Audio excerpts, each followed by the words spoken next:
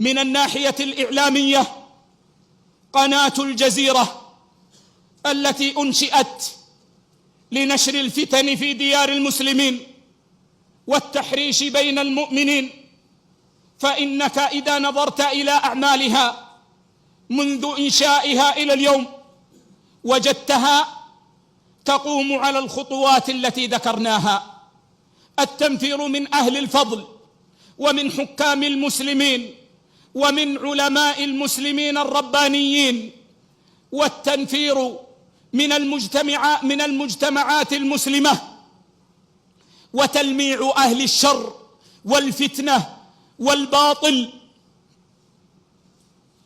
ودعوة أهل البلدان إلى الثورة على حكامهم.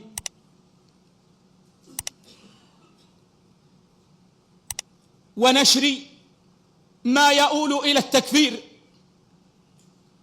أو فيه دعوة ظاهرة إلى التكفير وتشجيع التدمير. وإنهم والله لا يصفون الإرهابيين المجرمين